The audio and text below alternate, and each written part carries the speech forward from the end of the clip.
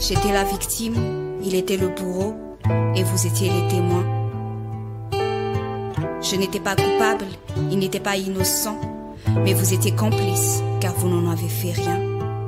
Comme tout le monde, je voulais juste être sur les réseaux, avoir des amis, partager des photos et poster des vidéos. Derrière mon écran, j'ai cru que rien ne pouvait m'arriver, jusqu'au jour où tout a basculé.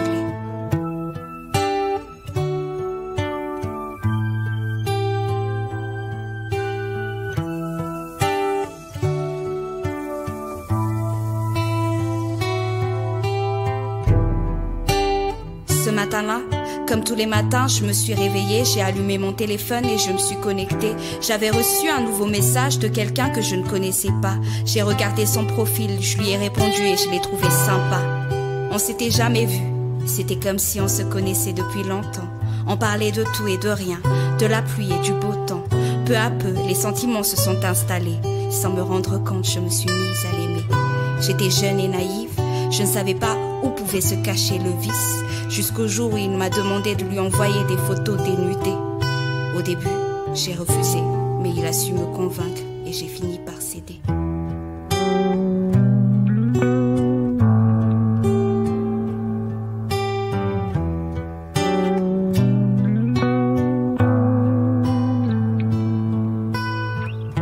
J'étais la victime, il était le bourreau, et vous étiez les témoins. Je n'étais pas coupable, il n'était pas innocent, mais vous étiez complices car vous n'en avez fait rien. Comme tout le monde, je voulais juste être sur les réseaux, avoir des amis, partager des photos et poster des vidéos.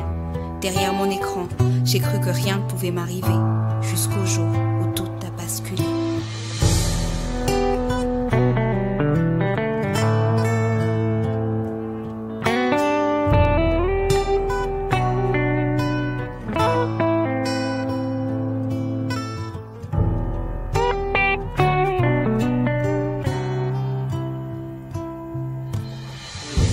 Aujourd'hui, il me menace de publier les photos sur les réseaux sociaux.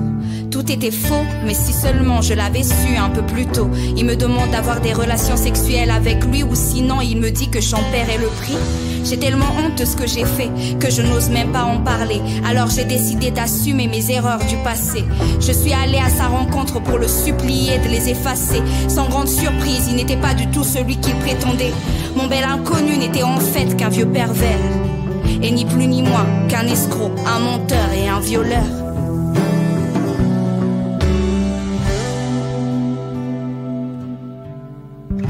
J'étais la victime, il était le bourreau, et vous étiez les témoins.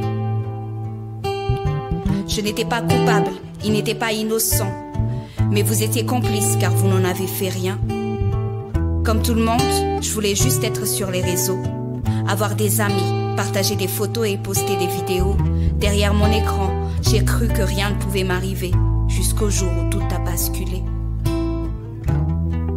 Je suis revenue à la maison en pleurant. Je n'avais plus le choix que d'en parler à mes parents. Même si j'avais peur de leur réaction, même si j'avais peur de ce que diront les gens, je me disais qu'au fond je ne méritais pas tout ça, que malgré tout je ne pouvais pas me résigner à cela, que je me devais de briser ce silence, car en parler était déjà une grande victoire, malgré ce que l'on pense.